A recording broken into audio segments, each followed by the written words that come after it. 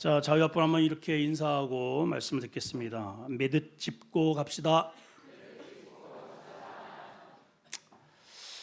예, 사람은 누구나 지나온 시간 속에 좋은 일도 있지만 아픈 상처가 남게 마련입니다. 어떤 사람은 그 아픔이 너무 커서 평생 가슴을 이렇게 쓰다듬으면서 분노와 절망에 사로잡혀 가는 사람들도 있습니다. 사랑하는 사람을 잃기도 하고 또 자신의 모든 것들을 다 쏟아서 사업을 벌였는데 사기를 당하기도 하고 또 큰 사고 가운데서 구사일생으로 살아남았을 경우에 그러한 트라우마에 평생 시달리게 되죠. 자, 그런데 그런 일 때문에 절망에 잠시 사로잡혀 있을지는 몰라도 또 대부분의 사람들은 다시 털고 일어나서 또 과거를 잊고 오히려 더 그것을 모태로 성공하는 그러한 사람들도 있습니다.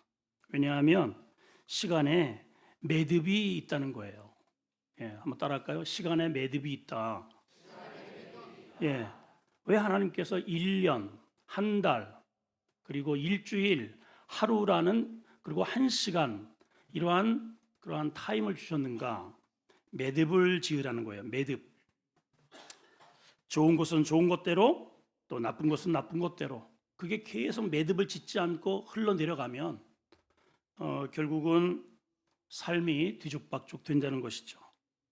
오늘 이사야서 전체를 보게 되면 크게 두 부류로 나눕니다. 이사야는 1장에서 39장 그리고 40장에서 66장 이 큰 섹터로 나누게 되는데, 전반부는 말씀을 잃어버리고 우상에 빠진 이스라엘 백성들에 대한 하나님의 심판의 그러한 메시지가 담겨 있고, 후반부에는 이제 그로 인해서 바벨론의 포로가 되어 있지만은 내가 반드시 매듭을 짓고 너희의 고토로 돌려보낼 것이다 라고 하는 언약의 말씀입니다. 자, 오늘 후반부의 이야기인데요, 70년간 치욕스러운 역사를 끝내시고 다시 한번 이스라엘 백성들에게 또 저와 여러분들에게 한 새로운 역사를 이루어 가실 그런 내용을 담고 있는 겁니다. 한마디로 오늘 이 내용은 하나님의 매듭 짓기입니다. 자, 무엇을 매듭 져야 될까? 자, 첫째는 한번 따라합시다. 과거에 사로잡혀 살지 말자. 시작. 자, 18절을 다시 한번 읽어볼까요? 시작.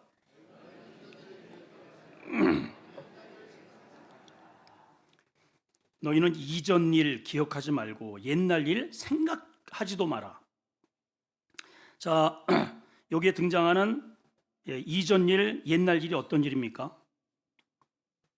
먼저 첫 번째는 우리 포로 1세들에게 있어서는 그야말로 절대로 잊을 수 없는 뼈아픈 그런 추억들을 담고 있습니다. 나라가 무참히 질밟히는 그런 현장을 두 눈으로 봤단 말이에요. 성전이 불이 타고 자신의 삶의 터전이 다 초토화가 되었습니다. 부녀자들, 어린아이들이 무참히 짓밟히고 줄줄이 포박되어서 짐승처럼 이 먼 타국까지 끌려와야만 했던 긴긴 고난의 여정이었습니다. 어찌 잊을 수 있겠어요? 죽어도 못 잊죠. 그런데 하나님은 잊으라 하십니다. 잊으라. 잊으세요. 잊어야 됩니다. 포로 2세제들의 경우는 어떨까요? 1세대에 대한, 자기가 태어났는데 눈을 뜨고 보니까는 아버지가 노예로 살아요. 얘기를 들어보니까 하나님 말씀 안 들어서 우상 섬기고, 하나님께서 그렇게 복을 주셨는데 그 복을 복으로 여기지 못하고 지키지 못해서 이렇게 태어나니까 노예의 아들이 되었네요. 얼마나 원망스럽겠습니까? 근데 하나님은 그것조차도 잊으라 하십니다. 여러분, 지난 한 회기를 지나오면서 좋은 일도 있었겠지만 절대로 내 마음 가운데 응어러진 그 어떠한 아픔들이 분명히 있을 겁니다. 오늘 이 자리에서 매듭을 짓길 바라요. 자, 두 번째는 과거에 받았던 은총, 축복의 기억조차도 잊으라고 하십니다. 오늘 본문 너희는 이전 일을 기억하지 말고 옛날 일도 생각하지 말라. 영어를 보니까 이렇게 돼 있네요. Do not dwell on the past. 이 dwell이라고 하는 게 거주하다는 뜻이란 말이죠. 그러니까 과거에 살지 말라는 거예요. 많은 사람들이 과거에 살아요. 자, 하나님의 신앙은요, 항상 과거의 하나님이 아니에요. 모세에만 역사하셨던 하나님이 아니고 아브라함에게만 역사하셨던 하나님이 아니라 지금 이 시간, 이 순간 나와 여기에 역사하시는 하나님. 하나님은 항상 현재적이에요. Right now. 항상 여기 계셔요. 근데 우리는 과거의 아픔과 또 실패의 흔적들을 가지고 있으면 거기에 묶여버려요. 하나님은 미래를 향해서 나가시려고 하는데 나는 거기에 묶여져서 하나님의 미래를 보지 못하는 것이죠. 제가 이제 종종 상담을 이렇게 해봅니다. 오늘 오셔서 막 넋두리를 하시죠. 목사님 어쩌고 저쩌고 이래서 저래서 마지막 결국은 이거예요. 하나님의 메시지를 제가 전해야 되니까 하나님께서 이전 것은 지나갔다고 했으니까 집사님 잊으세요. 그러면은 아멘 하면 얼마나 좋아. 목사님이 몰라서 그렇지 목사님이 내 일을 겪어 안 보셔서 그래요. 제가 그 일을 어떻게 잊어요, 목사님? 그 어쩌라고 나보고. 왜 왔어?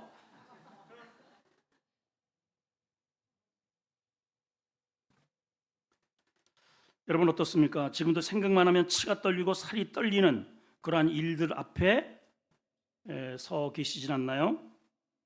물론 힘들죠. 어떻게 있겠어요? 그런데 하나님은 그것이 좋든 나쁜 일이든 잊으라고 하십니다. 자, 그러면 왜 잊어야 되는가? 왜 잊어야 되는가? 잊어야 할 분명한 명분을 하나님이 오늘 밝히십니다. 19절입니다. 시작. 보라, 내가 새 일을 행하리니 이제 나타낼 것이라. 너희가 그것을 알지 못하겠느냐? 반드시 내가 광야의 길을 사막에 강을 내리라. 할렐루야. 자, 보라. 이것은 하나의 추임새예요. 보라. Behold. 내가 과거에 너희가 그 아픈 흔적들 아니면 좋았던 것들을 예전에 그때가 좋았어. 우리 특히 연세 있으신 분들은 맨 입만 열면은 그때가 좋았어. 그럼 지금은 장로님 지금은 어떻다는 거예요? 세월 다 갔다는 거죠. 좋은 세월. 아니에요, 여러분. 내 이 세월이 오늘이 과거보다 더 좋은 거예요. 할렐루야. 왜냐하면 이것은 하나의 내 느낌이 아니고 억지의 주장이 아니라 하나님의 말씀이 그래요. 보라, 내가 과거보다 더 놀라운 새 일을 이제 너에게 보여줄 것이다. 행할 것이다. 그 구체적인 게 뭐예요? 내가 걸어가야 할 이 척박한 광야에 내가 새로운 길을 뚫어낼 것이고, 그리고 사막에는 사실은 또랑물만 있어도 충분할 텐데, 우물만 있어도 할렐루야 할 텐데 강물을 내겠다는 거예요. 하나님의 스케일이 이렇게 커요. 자, 왜 이런 말씀을 하실까? 이스라엘 백성들이 곧 하나님께서 이 어마어마한 역사를 이루시려고 하는데 백성들은 맨날 하는 말이 그때가 좋았어. 거기에 묶여 있고요. 그때 너무 아팠어. 그래서 미래를 못 나가요. 그래서 심리학에서는 이 되새김질이라는 말을 ruminating 발음이 잘 안 되네. 입술이 말라가지고 ruminating이라고 그래요. 되새김질하다라는 뜻이라고 합니다. 그러니까 소가 계속 씹었던 것을 이렇게 다시 개어 올려서 계속 되새김질하듯이 우리 믿음의 성도들이 하나님이 우리에게 주시는 비전들, 새로운 일들에 대한 흥분과 그것에 대한 계획은 온데간데 없고 과거에 묶여 있다는 것이죠. 자, 그럼 이게 말처럼 이렇게 쉽지가 않은데 그럼 어떻게 이걸 떨어버릴 수 있을까? 오늘 본문이 한 세 가지 측면으로 우리에게 구체적인 솔루션을 허락해 주십니다. 자, 첫째는 우리 한번 크게 이게 이제 답이니까 이거를 장착하고 갑시다. 첫째, 고통의 순간에 하나님이 어디 계셨는지를 생각하자. 시작.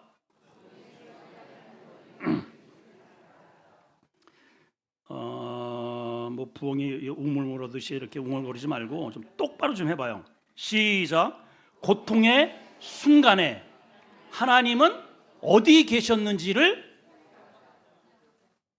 우리가 왜 과거에서 벗어나지 못하냐면 그 고통의 순간에 나 혼자 있었다고 하는 거예요. 하나님이 모르셨다는 거죠. 그래서 서운한 거예요. 그래서 섭섭이가 자꾸만 찾아와. 근데 아닙니다. 자, 여호수아서 1장 8절 후반부에는 이렇게 기록이 되어 있어요. 자, 한번 띄워주시고, 자, 후반부에 보면은 내가 너를 떠나지 아니하며 뭐 한다고요? 버리지 않는다. 나는 설령 주님의 손을 놓을 수 있어도 주님은 절대로 내 손을 놓지 않으신다는 거죠. 나는 절대로 너를 떠나지 않는다는 거예요. 자, 요셉이 형제들에게 완전히 유린당하죠. 그리고 미디안 상행인에 팔립니다. 보디발 장군 집에 가서도 열심히 일을 하는데 누명을 뒤집쓰고 감옥에 갇혀요. 자, 이런 순간에 하나님이 어디 계셨을까요? 유대 땅에 계셨을까요? 눈을 감고 계셨을까요? 팔짱 끼고 계셨을까요? 아니요. 성경에 보면 이렇게 기록이 되어 있습니다. 창세기 39장 2절 3절에 이와 관련되어서 이렇게 말합니다. 시작. 여호와께서 요셉과 함께 계셨대요. 함께 계셨대. 그래서 그가 형통한 자가 돼요. 저는 이 본문을 읽을 때마다 조금 의문점이 듭니다. 아니, 하나님이 요셉과 함께 하셨는데 형제들에게 팔리고 노예상에게 팔리고 보디발 장군에서 그렇게 총무 역할을 하는데 또 누명을 뒤집어 쓰고 감옥에 갔단 말이죠. 이게 형통인가요? 자, 여러분, 우리가 생각하는 형통은 어때요? 이번에 우리 자녀가 합격에 딱 하고 또 승진 딱 제때 하고 월급 제대로 딱딱 받고 집도 사고, 이게 형통이잖아요. 또 묵비권, 그죠? 이게 형통이죠.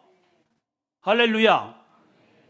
근데 하나님은 오히려 형제들에게 팔림을 당하고 뇌로 팔렸어 왔고 누명 쓰고선 감옥에 간 게 이게 우리는 불통이로 여기는데 하나님은 형통이라고 이렇게 표기를 해놓고 계셔요. 자, 3절 한번 다시 한번 읽어봅니다. 그 다음 절 시작. 그 주인이 여호와께서 그와 함께 하심을 보며 또 여호와께서 그 범사에 뭐한다? 형통케 하심을 보았대요. 아니, 세상적으로 보면 지금 계속 망해가는데 어떻게 형통이지 이게? 그래서 여러분, 우리가 꼭 이해를 해야 할 것은 하나님의 시각과 내가 생각하는 형통의 개념이 달라요.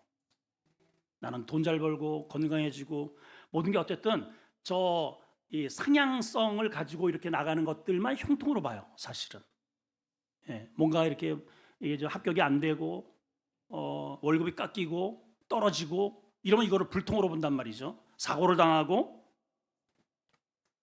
자, 하나님의 형통의 개념은 우리는 물질주의, 물량주의, 인본주의적 개념으로 해석을 하니까 형통의 개념을 그렇게 인식을 하는 거예요. 그런데 하나님의 형통의 개념은 구속사적으로 인식을 하십니다. 이해가 되시나요? 자, 여러분 자녀, 예를 들어서 여러분 자녀를 한번 생각해 봅시다. 이 녀석이 교회를 안 나와. 그런데 장사를 이렇게 딱 해가지고 장사를 열었는데 막 인산인해를 이루고, 야, 얘야, 주일날은 문 닫고 교회 나와야지. 엄마, 아직 주일날이 대박인데 문 닫을 시간도 없어. 얼마나 손님들이 많이 오는지. 그 녀석으로 봤을 때는 형통인데 하나님으로 봤을 때는 불통이다 이 말이에요. 왜 그래요? 마귀가 잠깐 그에게 사람들을 통해서 돈은 주어줬을지 모르지만은 그것은 믿기고 그를 통해서 지옥 가기 때문에.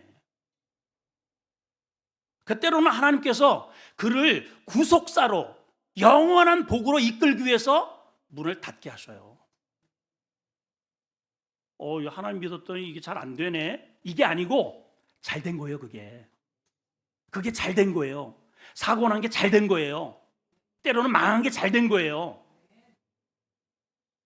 이 양술이 우리 동네에 성경 통독반이 들어와가지고 제가 거기에서 한동안 이제 이렇게 감회 하는데, 그 어떤 권사님이 이런 얘기를 해요. 아들이 사업을 하다가 망했대요. 엄마, 너 사업하다가 망했어. 야야야, 그거 잘 됐다. 이거 진작 망해야 되는데. 엄마가 자기가 그랬대네, 아들한테.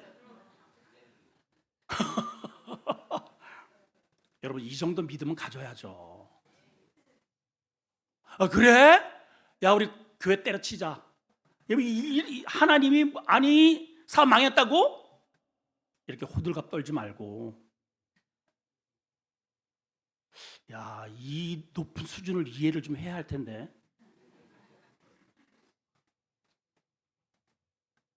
자, 고통의 순간에 하나님이 나와 함께 하셨다는 말은 그 고통이 하나님의 계획 속에, 허락 속에 진행되었다는 뜻이에요. 굉장히 중요한 개념입니다. 자, 그러면 하나님이 그거를 알고 계시다면은 그거 된 거 아니에요, 여러분? 그거 된 거죠. 만약에 억울한 일이라면 반드시 보상해 주실 것이고, 도저히 잊을 수 없는 아픔이라면 반드시 거기에 상응하는 보응을 하나님이 하실 거예요.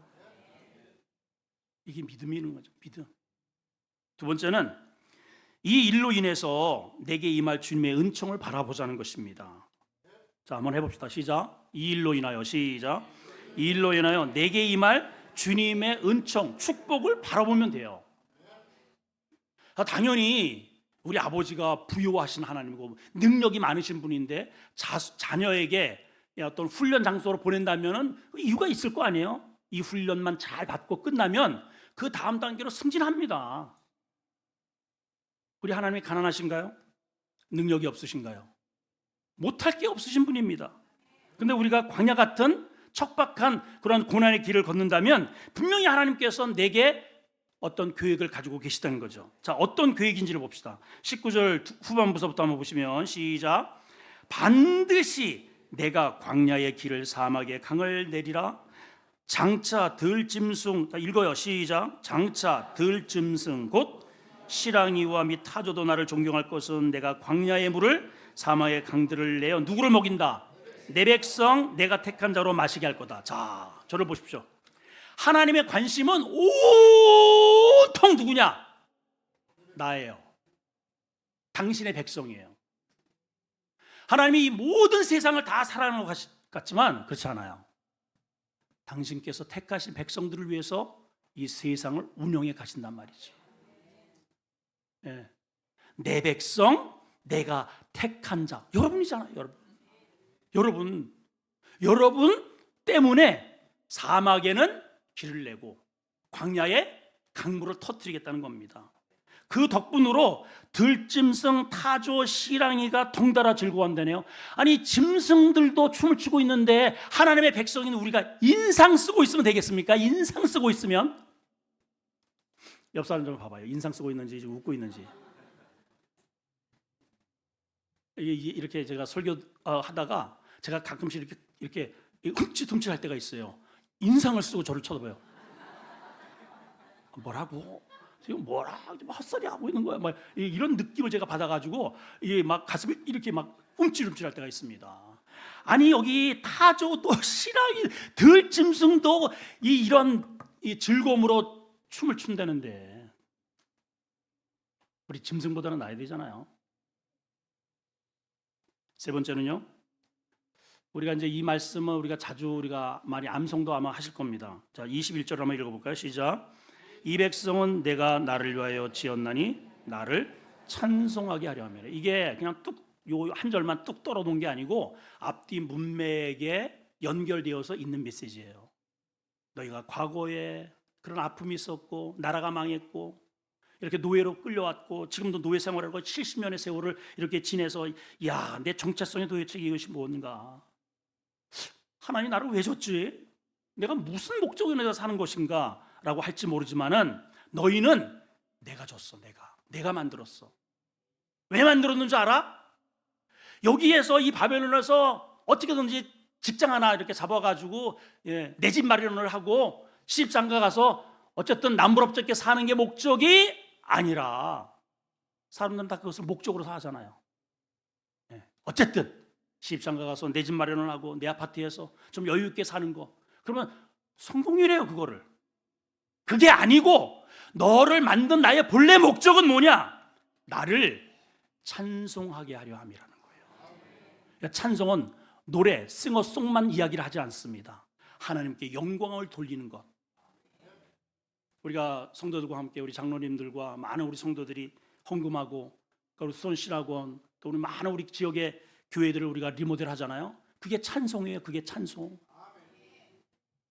그거는 몸으로 노래하는 거예요. 몸으로. 아멘이죠? 예. 그 찬송의 총괄적인 게 뭐냐면은 예배입니다. 예배. 나를 예배하기 위해서 너를 만들었다는 거예요. 근데 지금 이 바벨론은 어디에다가 예배를 해요? 큰 느부갓네살 동상을 세워놓고 심연금 이거 딱 꽝 치면은 거기다가 절을 하라는 거죠.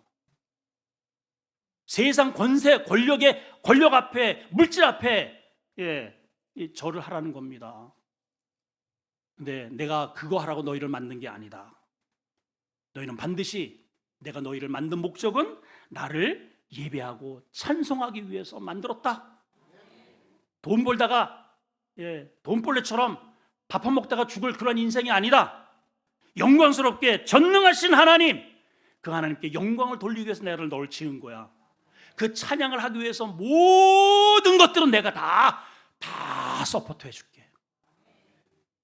광야에 물이 없다면 내가 강물을 끌어들일 것이고, 길이 없다면 내가 길을 새롭게 닦을 것이고, 앞에 홍해가 가로막혔다면 내가 거기를 뚫어버릴 것이고, 걱정하지 마라 하십니다. 여러분 가운데 지금까지 살아오시면서 이런저런 아픔들이 분명히 있을 거예요. 이 흔적들을 그대로 끌고 또 다른 하나님이 주시는 새로운 미래를 향해서 그 더러운 냄새나는 그것을 그대로 이어가지 마시고 오늘 매듭을 딱 지으셨으면 좋겠어요. 자, 우리 옆분 인사합시다. 우리 매듭 짓고 갑시다. 제발 이거 끌고 가지 마요. 끌고 가지 말고 어저께 부부싸움을 했어도 오늘 딱 매듭을 쳐. 오늘은 손잡고 같이 합방을 하는 거예요. 따로 자지 말고. 인사해봐요. 부부들은 오늘 꼭 합방하세요.